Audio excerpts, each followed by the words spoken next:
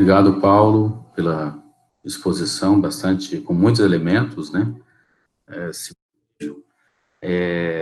Parabéns aí pela fala. Essa universidade aberta, democrática, aberta aos trabalhadores, eu queria que você desenvolvesse um pouco mais, a minha pergunta talvez seja complexa, mas em linhas gerais, a leitura do Florestan Fernandes sobre essa universidade aberta aos trabalhadores. Se você pudesse falar um pouco mais sobre esse conceito, que seria importante para a nossa formação também, eu agradeço.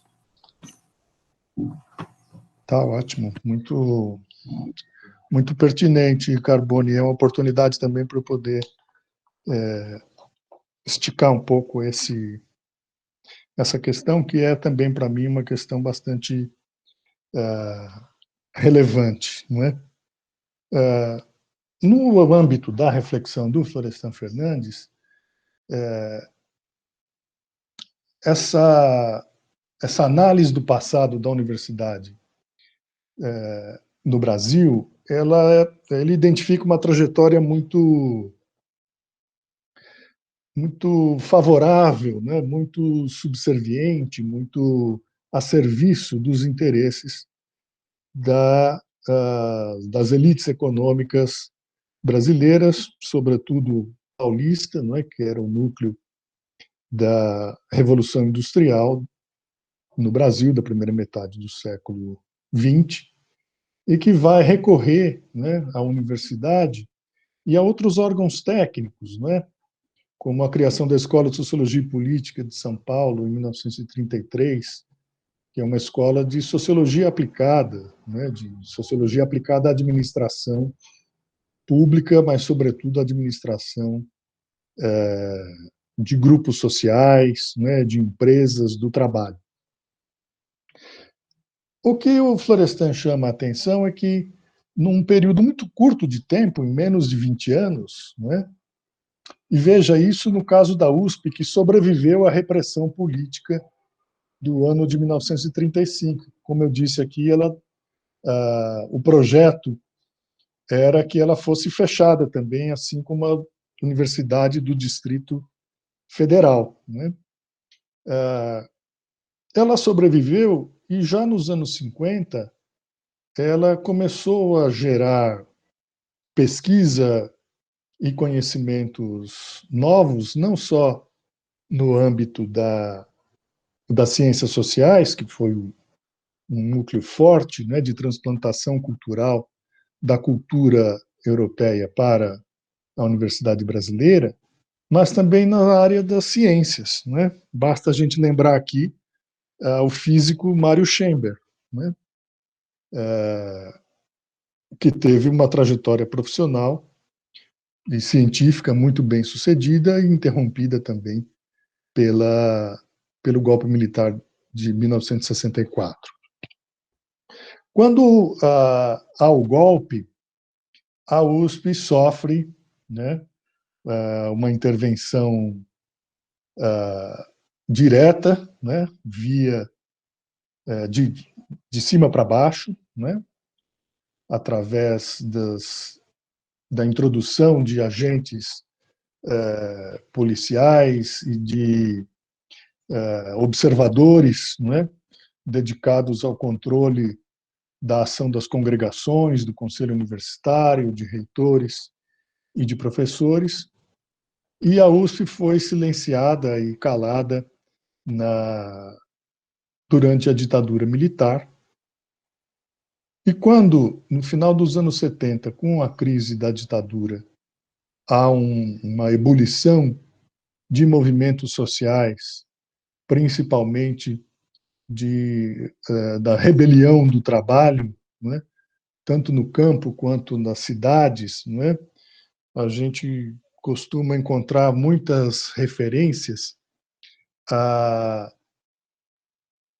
às chamadas greves do ABC, não é? De 78, 79, 80, quando desponta, né, a liderança do Lula e de outros sindicalistas, a formação do PT, da CUT, não é?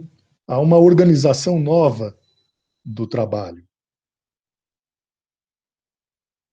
e também há uma mobilização muito intensa no campo.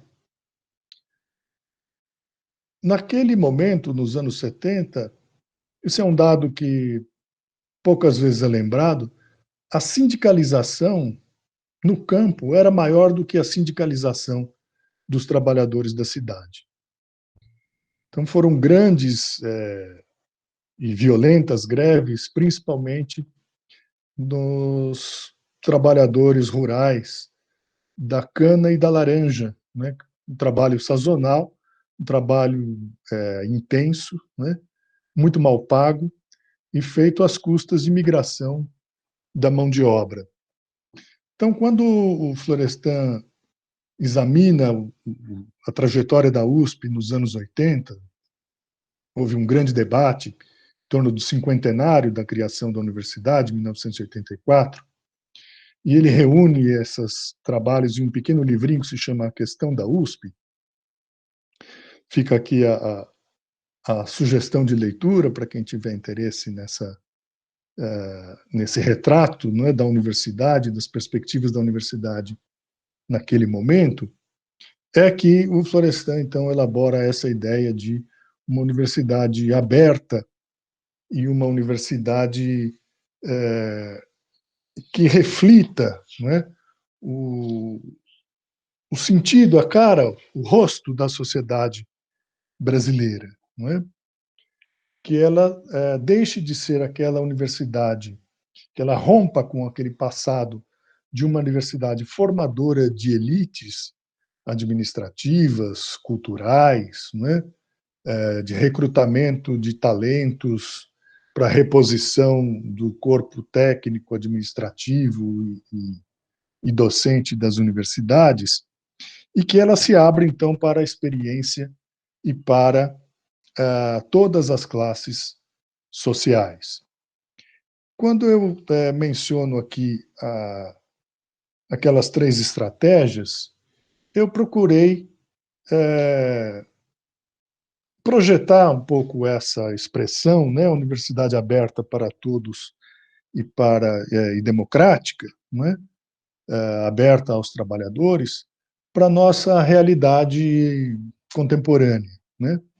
Eu me lembro aqui, para nós é uma triste memória, né, nós da Unesp, que quando houve aquele movimento de ocupação de escolas, de escolas estaduais, né, pelos estudantes algum tempo atrás, o nosso ex-reitor, o professor Hermann, era o secretário de Educação do Estado de São Paulo e conduziu uma reforma administrativa absolutamente desastrada, né, na gestão das unidades escolares da rede oficial de ensino. A ocupação das escolas pelos estudantes, e veja, eram jovens e adolescentes do ensino médio, do ensino fundamental, dos últimos anos do ensino fundamental, né? Para muitos desses jovens, desses adolescentes, a escola pública é o único elemento do Estado existente no seu bairro, na periferia da cidade. É o único espaço de socialização relativamente seguro em que os jovens podem se encontrar, podem praticar esportes, podem estar juntos, podem cantar, né, rap, hip hop, namorar, né, estabelecer relações de amizade. Então, a escola pública, em que pese todo o arruinamento em que ela se encontra, ela é, em muitos bairros, em muitas situações, e eu tenho acompanhado algumas discussões de professores da rede oficial de ensino, nessas reuniões online que têm acontecido nesse período que nós estamos vivendo. É impressionante o relato dramático que esses professores fazem, essas professoras fazem, diretoras de escola, da realidade desses bairros, desses alunos, das famílias, né? O grau de desagregação social, de desemprego, de carências. Então, a escola pública, ela acaba assumindo, ela é um fio, é o único fio que prende muitos grupos sociais ao conjunto da vida social. Se nós não olharmos por essa perspectiva, a gente não entende por que houve aquela revolta tão espontânea e tão massiva por parte dos jovens e dos adolescentes. Era de se esperar que o movimento estudantil organizado e suas entidades capitaneassem esses movimentos, e não foi o que aconteceu. Ele explodiu de forma espontânea em diferentes cidades, inclusive no interior, em Assis mesmo, nós tivemos uma ou duas escolas ocupadas, não é? Porque aquele era o único fio de esperança, né, e de contato de uma vida minimamente integrada, comunitária, que esses jovens dispõem. Então, Carbone, eu diria assim, para atalhar um pouco, né, a minha resposta, para a gente poder continuar conversando, que uma aproximação com a escola pública é fundamental para essa oxigenação da universidade, para que o nosso trabalho ganhe sentido, para que ele tenha um poder de um alcance de intervenção social mais consequente, mais transformador, mais solidário, né? Mais humano, porque é aquela perversidade, aquela tragédia social que o Vianinha menciona, né? Quer dizer, como é que nós excluímos da vida social no século XXI 40, 50, 60% da população brasileira que fica entregue à própria sorte nesses bairros, nessas periferias, nas ocupações, nas favelas, né? Sendo vítimas, né, de todo tipo de carência de serviços públicos, de políticas públicas, da criminalidade, do narcotráfico e também da violência policial, né? Esse quadro que a gente vê diariamente no noticiário, né? Então, eu me lembrei muito, quando estava terminando de escrever aqui as minhas anotações, quando uma série de movimentos políticos se reuniu para discutir a independência do Vietnã, né? A luta pela libertação nacional do Vietnã. O Vietnã era colônia da França. E foi um desentendimento danado, porque cada movimento pregava uma palavra de ordem, uma estratégia, até que em um determinado momento o Ho Chi Minh, que depois iria se destacar como líder da independência e da guerra contra os Estados Unidos, disse assim: independência. Esse é o slogan que vai unificar todos os movimentos. Independência. Qualquer outra palavra que fosse agregada à independência seria um fator de desentendimento e de polêmica, né? Eu acho que nós vivemos um pouco essa situação também. Nós precisamos de uma diretriz chave fundamental que possa agregar diferentes perspectivas, diferentes metodologias, diferentes formas, diferentes práticas pedagógicas, diferentes disciplinas, né?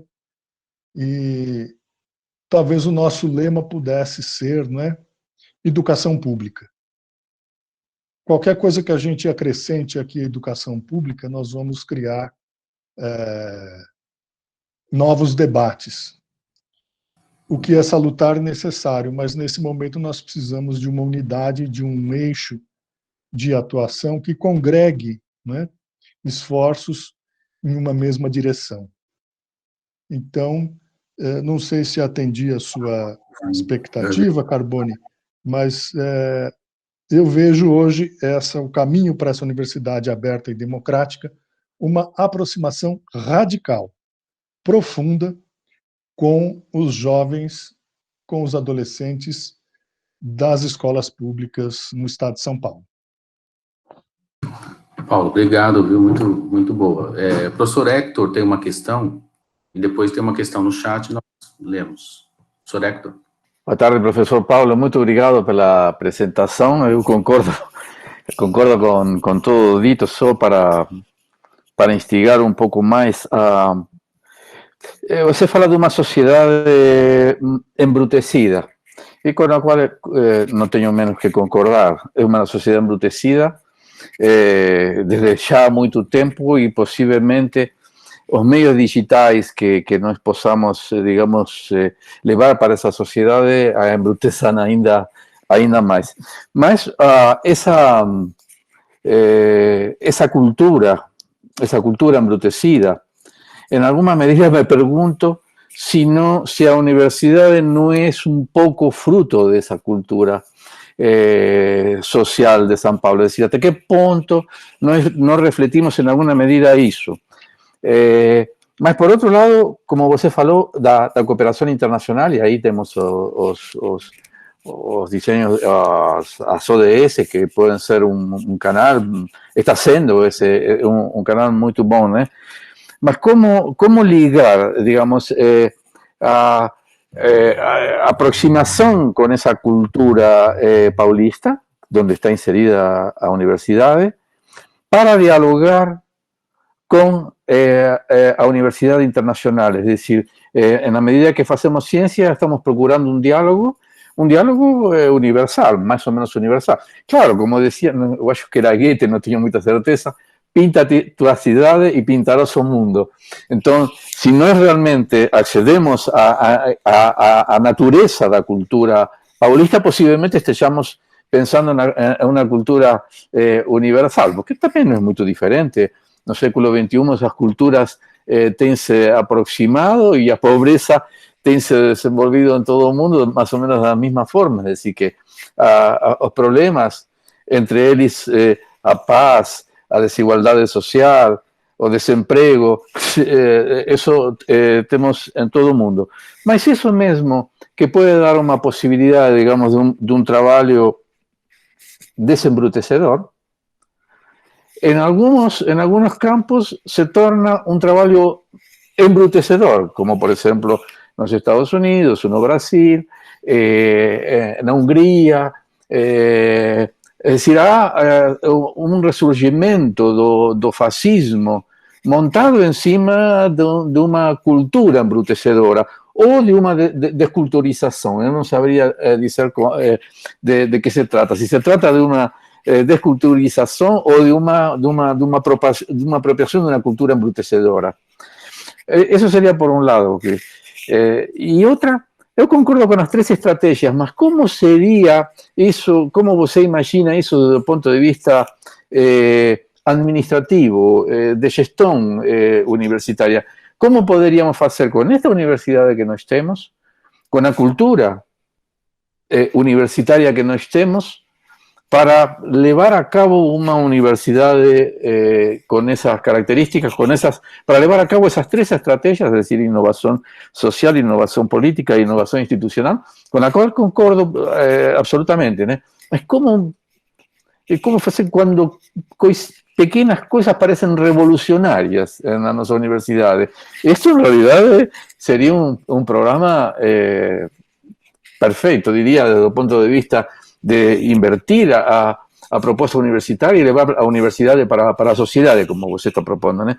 Mas como gerir isto? Como administrar humanamente nossa universidade, que nós sabemos que tem setores bastante conservadores nela, você citou alguns casos, é decir, como levar isso em uma gestão harmônica, solidária, cooperativa, enfim, é isso, apenas isso. Obrigado, Paulo.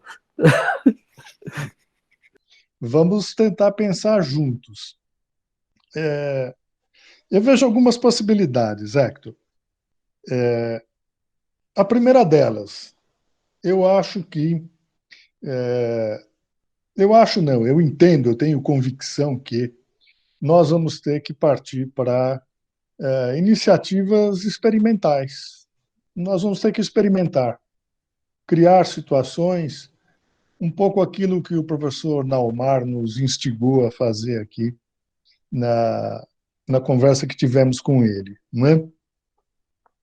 Eu estou convencido de que, se nós quisermos fazer esse movimento de aproximação com a sociedade, a Unesp e a Universidade Pública precisa recalibrar o seu programa de trabalho na área das ciências humanas, particularmente nas artes e humanidades.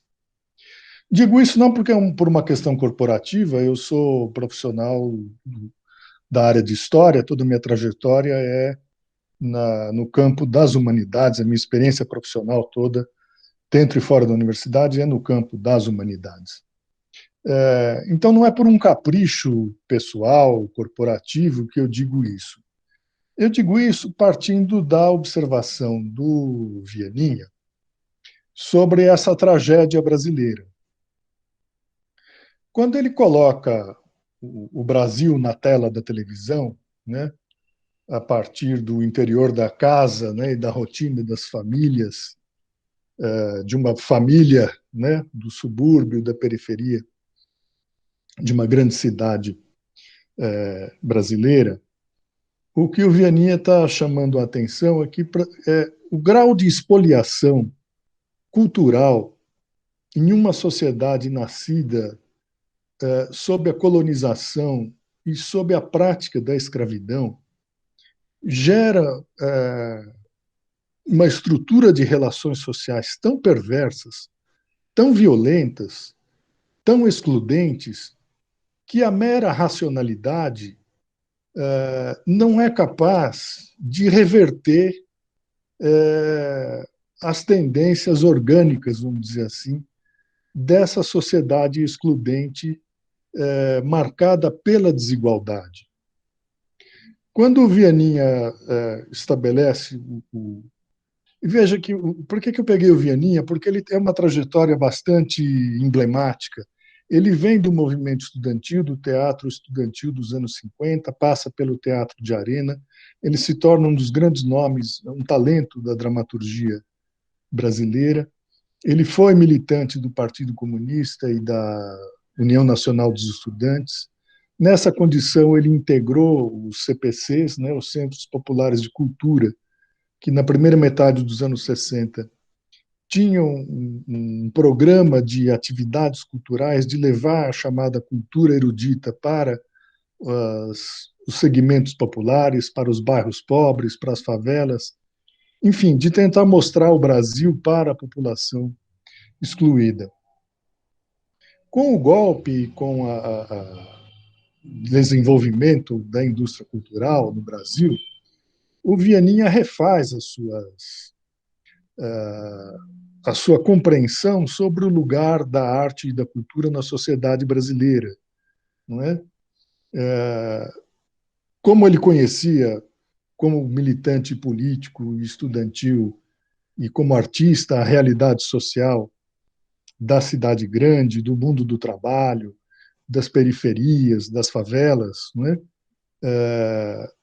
Ele percebeu que o grau de exclusão era tão grande que nem sequer a propaganda política era acessível, né, a essa população.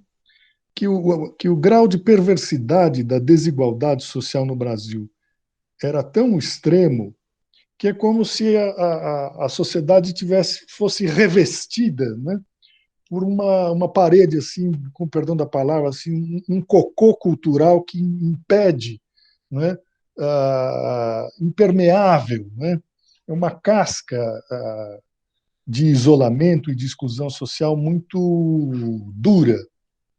E que, para sensibilizar essa população e essa sociedade, tanto os excluídos quanto os opressores, né, era preciso um trabalho muito sutil, muito penetrante, que tocasse a subjetividade dessas pessoas, porque já não basta, não é suficiente agir no âmbito da razão. É insuficiente. A perna da razão é curta, ela não dá conta de mover essa sociedade. É preciso mover emocionalmente essa sociedade.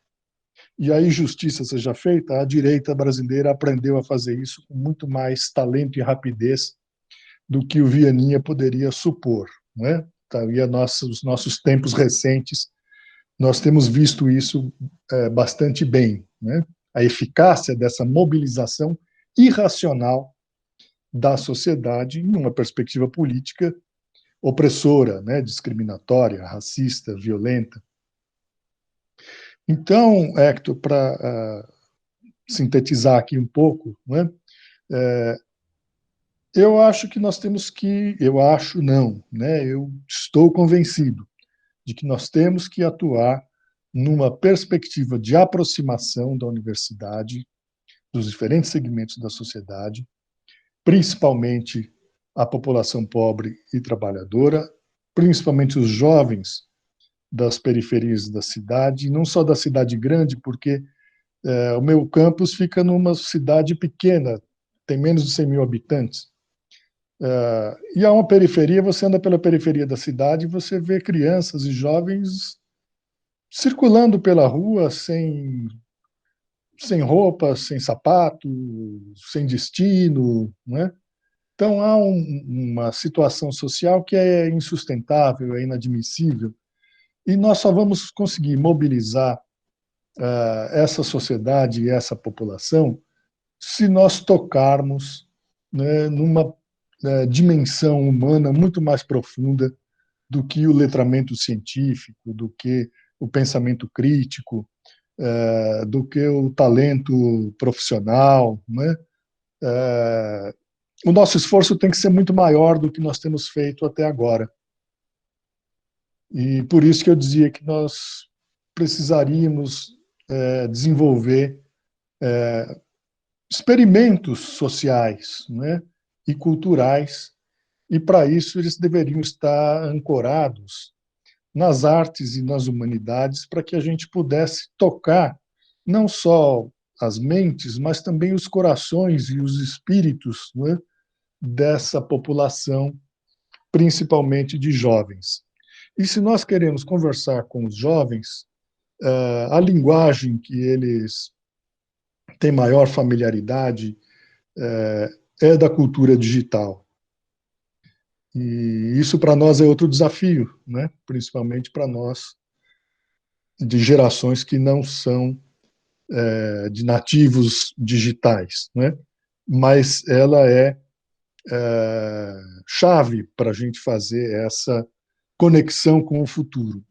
Quando o Vianinha faz A Grande Família no começo dos anos 70, o grande recurso tecnológico é a televisão, e é o alcance da televisão. E aí ele se converte à televisão, que diz, não adianta eu fazer uma peça baseada, né, no teatro épico do Brecht e encená-la na favela, porque a publicidade, a novela das 6, o Jornal Nacional, desfaz e inverte tudo o que eu fiz com um grupo de 50, 60 ou 100 pessoas na favela. A televisão joga para o outro lado milhões de pessoas, né, com meia hora de programação de televisão e de publicidade. Então ele se converte, tanto que ele migra do teatro vai ser autor de televisão, né, vai escrever para a televisão, porque ele diz, para conversar com essa sociedade tem que ser via televisão. E para conversar via televisão, nós temos que colocar a sociedade na tela, para ela se ver. Na alegria e na tristeza, naquilo que ela tem de positivo e de negativo.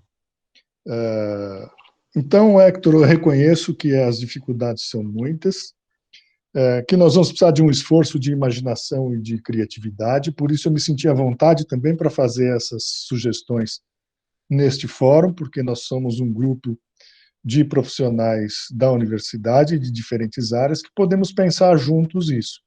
Eu não tenho respostas para além dessas 3 estratégias, talvez eu consiga avançar em algumas direções, mas eu acho que isso tem que ser um esforço coletivo e de trabalho.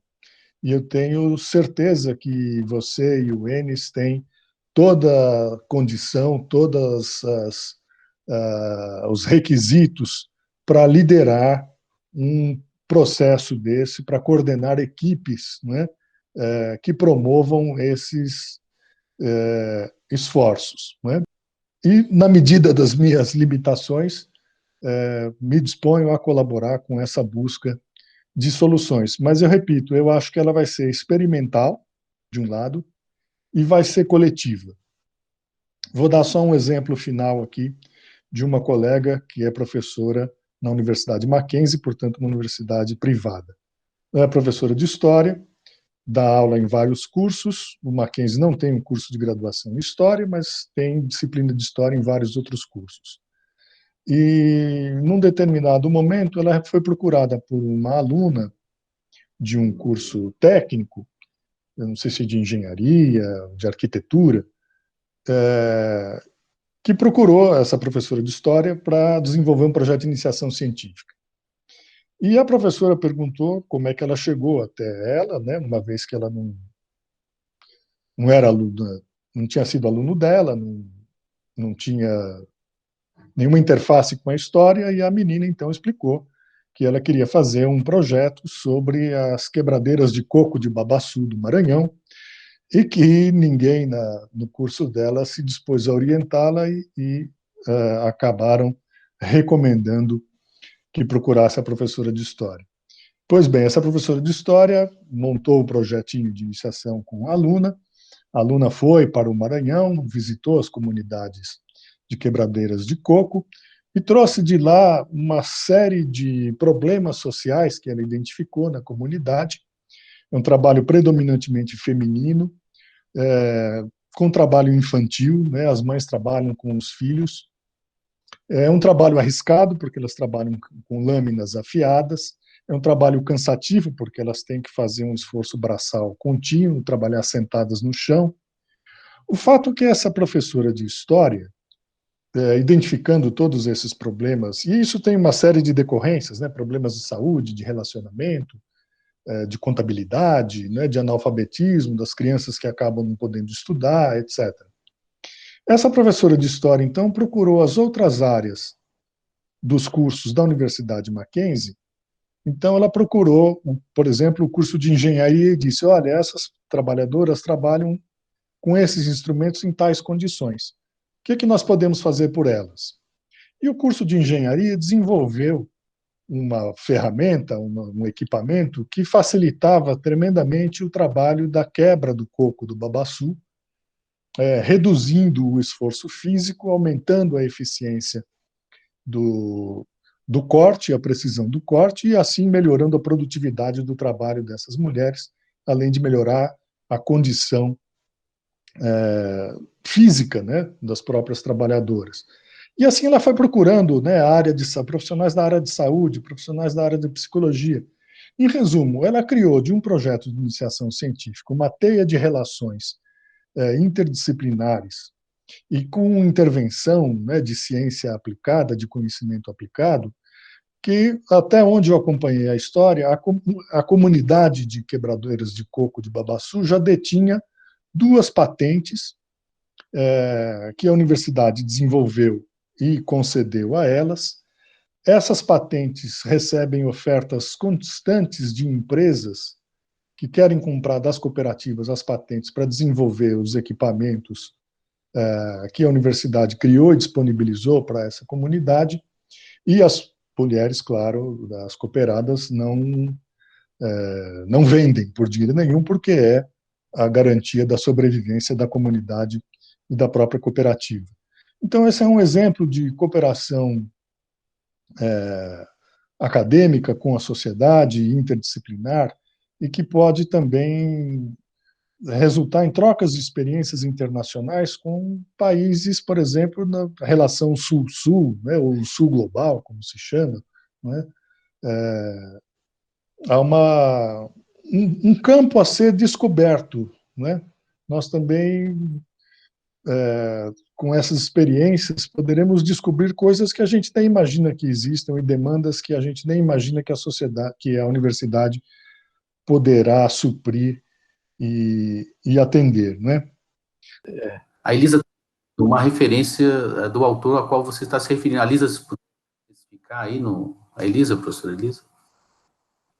Não sei se poderia falar, porque ela escreveu no chat, né, pedindo a referência do autor ao qual o professor está se referindo. Não sei se foi o Florestan Fernandes ou...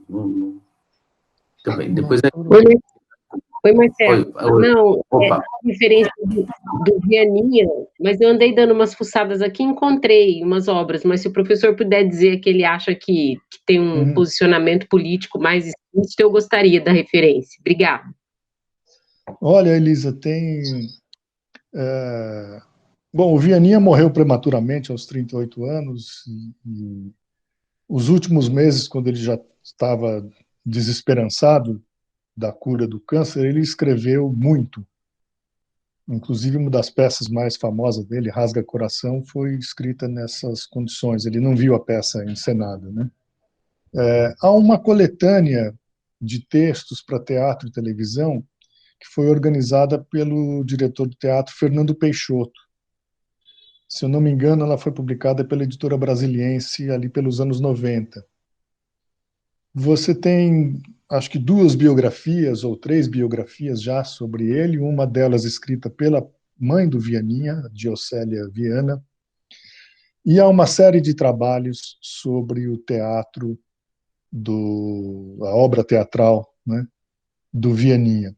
Eu, particularmente, gosto muito do livro do professor Manuel Berlink sobre o CPC da UNE, está publicado pela editora Papiros, em que ele faz uma apresentação do que foi esse trabalho da UNE na área cultural, né? De onde o Vianinha sai e de onde ele migra para do formato de arte de rua, né? Teatro, declamação, né? Para a tecnologia da televisão, né? E a partir da bibliografia desses livros, você encontra bibliografia complementar bastante. O Vianney é um autor muito estudado, né, principalmente no campo das artes cênicas, né? Ele também, nessa entrevista não publicada que eu mencionei aqui, ele se queixava que ele era um autor muito premiado, mas muito pouco encenado, né? Então, ele escrevia peças que ganhavam prêmios, né, que eram muito bem recebidas pela crítica, mas que eram muito pouco encenadas, né, muito pouco acolhidas, né, no público de teatro, talvez justamente pela um padrão técnico, né, e de sofisticação de linguagem dramatúrgica com a qual ele vai, sem prejuízo do seu talento, né, e da sua formação, reaproveitar, reelaborar para os programas de televisão, visando justamente essa sensibilização do público, nessa sensibilização de massa do público que a televisão possibilitava a produção cultural na televisão, né? Paulo, eu queria, bueno, agradecer a resposta, não apenas a resposta, sino todas tuas palavras, enfim, e tua posição e tudo isso.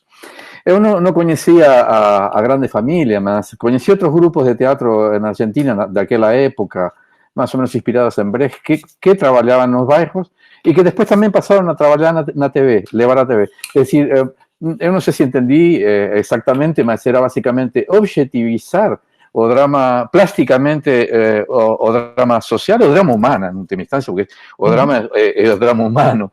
E talvez essa humanidade, que é o drama social de nossa cidade, de nosso estado, que é o drama humano, nos permita fazer aquele diálogo.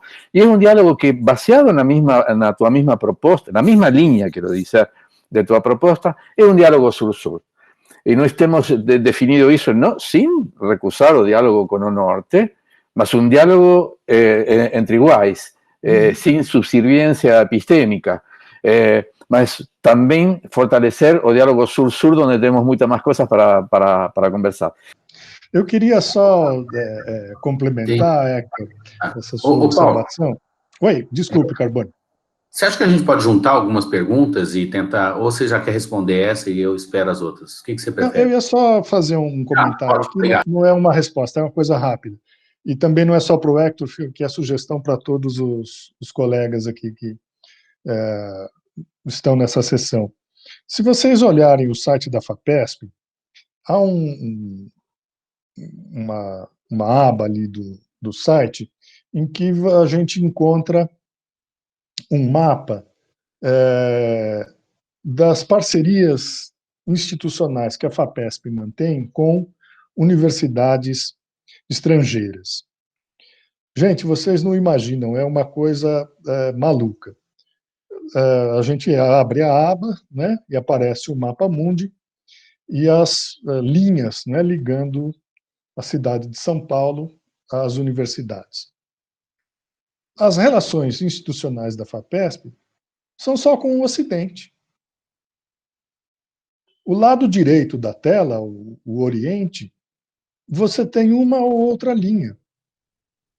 Na Ásia, por exemplo, a FAPESP tem convênio com as 3 grandes universidades israelenses, né, Haifa, Tel Aviv e Jerusalém, tem convênio com a Universidade de Teherã, com apenas três universidades da China,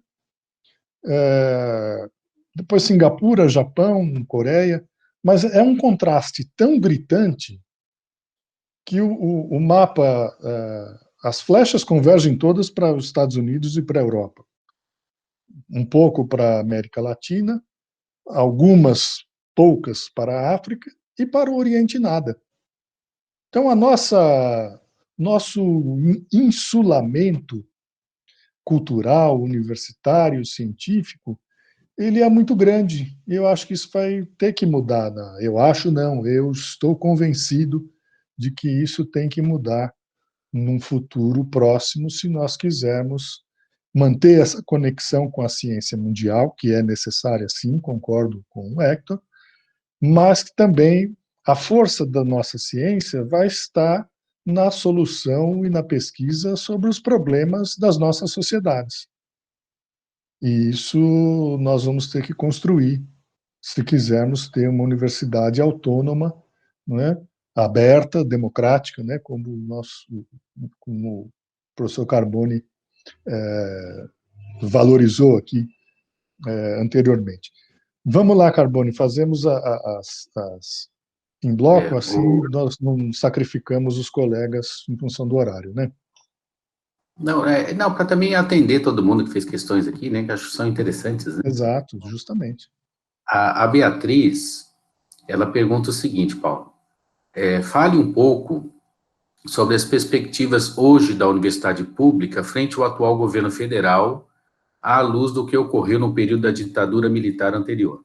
Então, a primeira questão é essa aí, né, da Beatriz. Depois, o Rodolfo faz um comentário aí, que é um sonho impossível que você está falando, né, dessa... O Aguinaldo, que é professor aqui da Química, de Bauru, ele pergunta o seguinte, né, qual a sua opinião sobre o programa, conhecido por todos nós, por PIBID, né, editada pela CAPES. Esta edição contempla, de alguma maneira, a sua primeira estratégia, né, de aproximação da universidade à escola pública, é a pergunta que ele está fazendo, né, o PIBID, de alguma maneira, essa estratégia de aproximação com a escola pública. Aí depois tem a Cláudia, vai fazer uma questão, e a Bernadette, professor Paulo, muito bom que tenha considerado em sua apresentação a necessidade de nos comunicarmos melhor com a educação básica. O esforço tem sido grande por parte de formadores de professores, mas sempre com muitas dificuldades para a troca de conhecimentos e para promover a escola como local que pode e deve impulsionar, além da formação dos jovens, as políticas públicas para a educação. Temos que colocar essa estratégia como parte do nosso plano para uma Unesp vindoura. Se não retomarmos esse propósito, silenciado pela atual gestão, seremos omissos no compromisso social de contribuir para promover a educação básica. E aí teria a pergunta da Cláudia, não sei se a Cláudia já propõe a pergunta e fazemos um grande bloco aí, depois o Paulo vai ter que se virar para responder todas as questões aí, né, Paulo? Professora Cláudia, vai fazer a pergunta? Olá, boa tarde, gostei bastante da sua apresentação, e principalmente, né, das suas sugestões, né, com relação que a arte é um caminho, né, concordo bastante, para a gente conseguir se aproximar da juventude, né, a racionalidade técnica, nos colocam muitos problemas, né? Eu pesquiso sou psicóloga, né? Para quem não me conhece, sou psicóloga, psicanalista e faço pesquisas na área da cybercultura, né? Jovem e principalmente jovem, internet, tudo mais. E concordo, assim, também com essa questão de nos aproximarmos da escola pública, considero que é essencial, principalmente nesse contexto que nós temos vivido aí de negacionismo, mas vejo, assim, algumas dificuldades que eu gostaria que você pudesse comentar, né?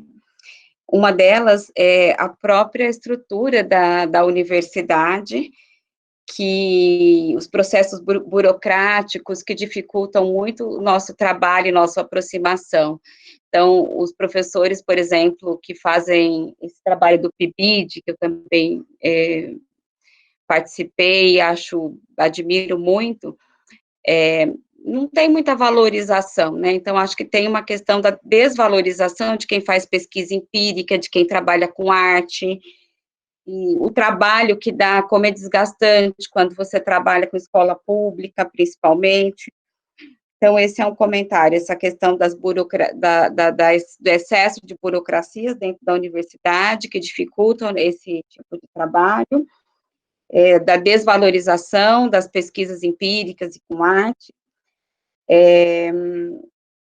Queria também que você comentasse um pouco, outra questão que eu, às vezes, acho difícil, a maneira com que os próprios alunos das áreas de humanidade chegam à universidade, porque eles próprios estão, muitas vezes, são vítimas, né, do que a gente tem visto da indústria cultural contemporânea, né, da cybercultura, que consome aí a atenção. Então, queria que você comentasse um pouquinho.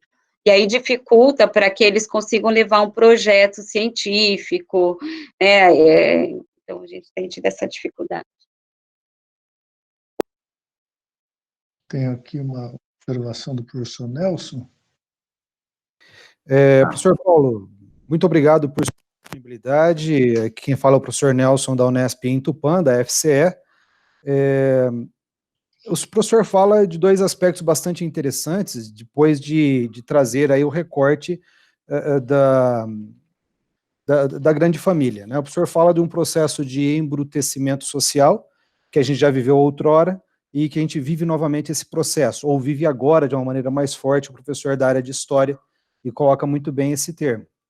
E o professor também destaca que, em décadas anteriores, nós vivemos no interior de maneira geral, e no meio rural em específico, um processo embrionário importante aos movimentos sindicais. E eu acredito que o professor fale sobre a questão dos movimentos do campesinato, de CPT, dentre outros. Como a nossa universidade, a Unesp, tem uma condição ímpar no Brasil todo, nós estamos presentes no estado de São Paulo todinho. O professor acredita que seria o caso, na tentativa de auxiliar esse desembrutecimento social, se nós tivéssemos a proposta de um projeto social por unidade, para além dos projetos de extensão dos professores, um projeto social da unidade, com apoio institucional da Unesp, para que nós pudéssemos arregaçar as mangas e ter uma motivação a um trabalho de campo, junto a comunidades indígenas, junto a comunidades quilombolas, onde a Unesp estiver, ter um projeto social por unidade. O professor acha que esse seria um caminho? Muito bom, Nelson. Eu vou tentar aqui responder transversalmente para poder contemplar a todos, e até porque também as observações elas possibilitam essa amarração.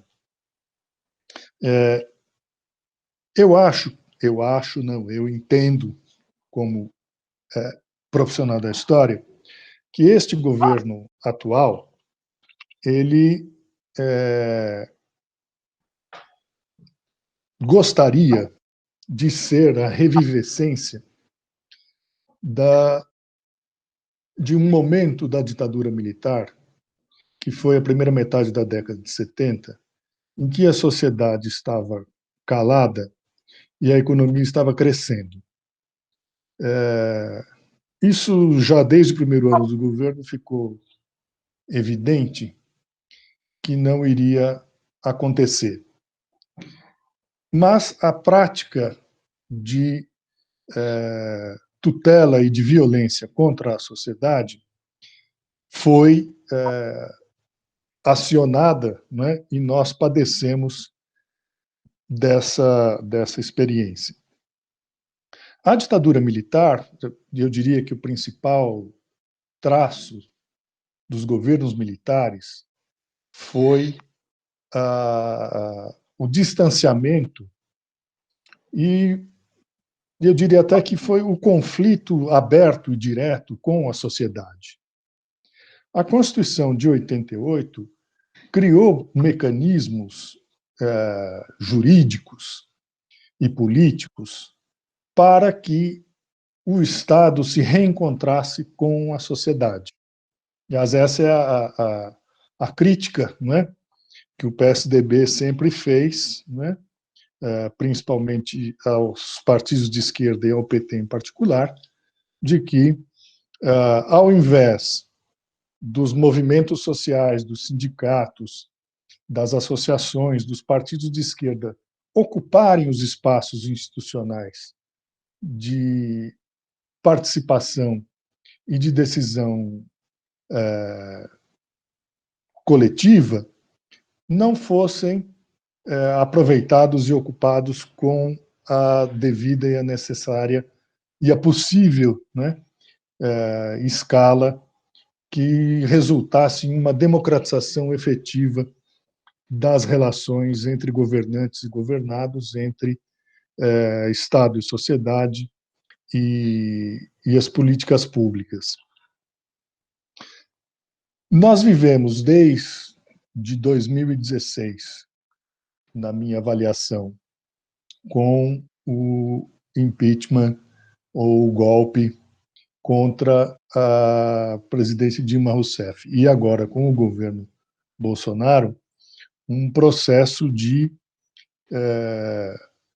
restabelecimento desse conflito entre Estado e sociedade. Não é? Estado e sociedade não dialogam, pelo contrário, se antagonizam. E nós temos, neste governo, algo que não havia na ditadura militar, que era uma rivalidade entre os poderes. E a ditadura militar ela tinha um controle efetivo sobre o judiciário e também sobre o legislativo, inclusive controlando, né, a legislação eleitoral e com a nomeação e a cassação de parlamentares. O governo atual não tem isso, ele é um caos no âmbito, na esfera do próprio Estado, e ele é um caos na relação com a sociedade. E esse caos se manifesta também, não poderia deixar de ser, não é? Na educação. Ele tem a sua face mais evidente na crise da saúde, porque nós estamos numa pandemia, mas na educação a situação é também calamitosa. Não é? Agora, quero também lembrar, não é, aos colegas, né, aqui Nelson, Bernadette, Cláudio, Aguinaldo, né, o Nelson, que nós, não sei no campo, nas unidades de vocês, mas nós recebemos hoje no campus de Assis uma mensagem que nós estamos com um número grande de bolsas PIBIC para ensino médio disponíveis, não há projetos. E no ano passado nós tivemos vários projetos de PIBIC ensino médio desenvolvidos por professores de todos os cursos da faculdade em Assis.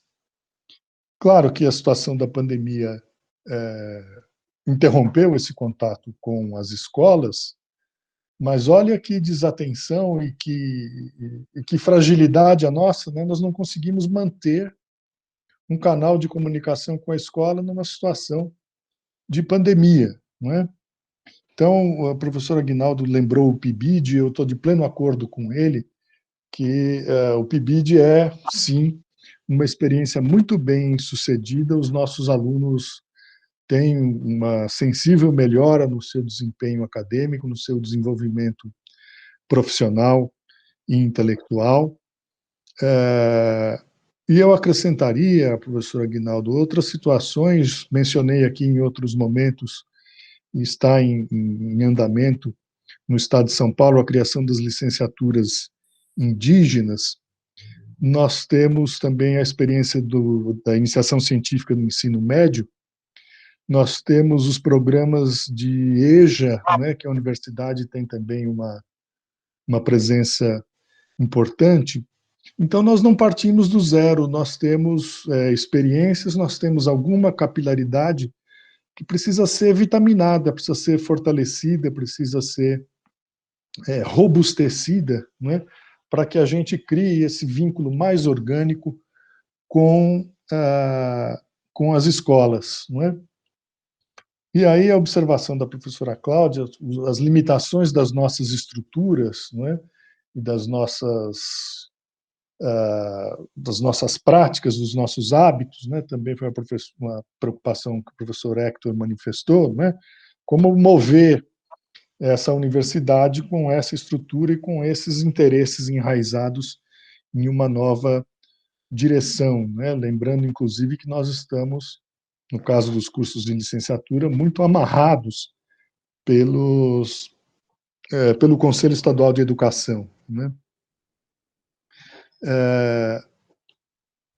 Também a professora Cláudia mencionou aqui a situação dos nossos alunos que chegam à universidade com uma formação muito precária, eles são praticamente analfabetos funcionais.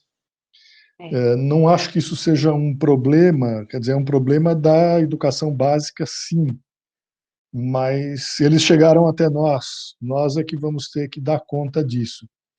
Eu acho que o problema é que nós estamos entregando para a sociedade um número muito grande de alunos que chegam à universidade como analfabetos funcionais, passam por ela, saem com diploma da universidade e continuam sendo analfabetos funcionais, agora numa outra escala. Então, eu não vejo outra alternativa a não ser o desenvolvimento de projetos que a própria universidade pode criar e desenvolver, e repito, né,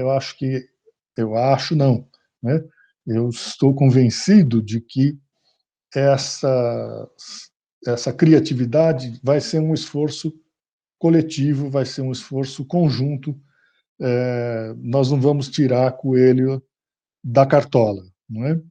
Mas nós também não partimos do zero, né? Nós temos esse enraizamento territorial, nós temos experiências diversificadas.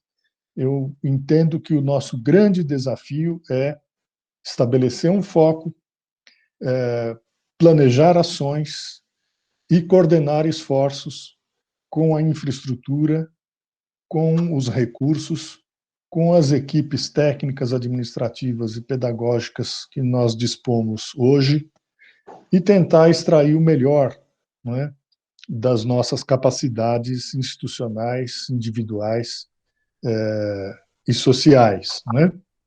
E melhorar, não é, aprimorar a formação dos nossos alunos, e não tenho a menor dúvida que essa aproximação social e cultural com as escolas será o caminho mais fecundo para que a gente crie essa organicidade e para que a gente promova o desenvolvimento dos nossos alunos.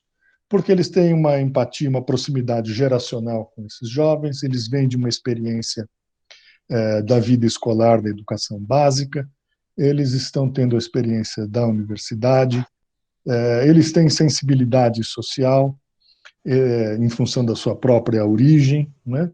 Eles têm talentos que poderão florescer e se desenvolver à luz dessas experiências, e esses projetos precisam vir recheados, carregados de muita arte e cultura, para que a gente crie uma sensibilidade humana nova e diferente no lidar, não é, com a diferença, com a solidariedade, com as carências, com a opressão, com a violência, com a discriminação e o racismo. Eu vejo o caminho por aí. Eu não estou dizendo que o caminho é fácil e que eu vejo essa trilha aberta e luminosa. Ela está mais para uma picada que nós vamos ter que abrir no escuro, né, e com um esforço coletivo. E eu concluo aqui dizendo que sim, professor Nelson, eu concordo plenamente com a sua sugestão de que talvez projetos por unidade ou por um conjunto de unidades com uma interface social e cultural muito intensa, né, possam ser esse canal de comunicação eficaz, principalmente nas pequenas cidades do interior de São Paulo, né? Também concordo com essa aproximação com os movimentos sociais do campo, né? A CPT, assentamentos rurais, o MST, sindicatos de trabalhadores, agricultura familiar. Eu acho que esses grupos sociais são um público potencial, né, e um público sensível, né, e carente da atuação da universidade. Eu procurei transitar aqui por todas as falas. Vocês me desculpem se eu fui superficial ou muito rápido em algumas passagens, mas muito obrigado pela atenção e pelas observações que me fizeram pensar aspectos e temas que eu havia tangenciado ou não havia considerado na minha exposição. Queria agradecer, Paulo, foi brilhante sua exposição e a resposta às questões, muito obrigado. No, sí, agradecer muchísimo, Pablo. Sus palabras fueron importantísimas y esperamos contar con vos en toda armazón de este proyecto de universidades. Y no estamos con un trabajo muy interesante con el Instituto Florestan Fernández y a Vía Campesina. Es decir, un trabajo, es decir, como se dice, no es una picada tan oscura, ¿no? Ya estamos trillando en alguna medida esa picada. Hay que comenzar a abrir a picar e transformá-la numa senda, né? E para isso contamos com você, Paulo. Eu gostaria de agradecer, né? Eu acho que alguns sabem, eu chamo Paulo de Boss, porque ele foi meu chefe durante 4 anos, e eu tenho muito prazer em conviver academicamente, institucionalmente, né? E compartilhar essa sabedoria que vocês puderam, né, presenciar hoje, né? Muito obrigada, Paulo. Né, foi muito boa a sua conversa, como sempre, viu? Muito obrigada. Obrigado, então, Andréia, por ter sugerido, né, ter indicado o nome do Paulo, que fez essa exposição tão brilhante para todos nós. Muito obrigado a todos e até o próximo encontro.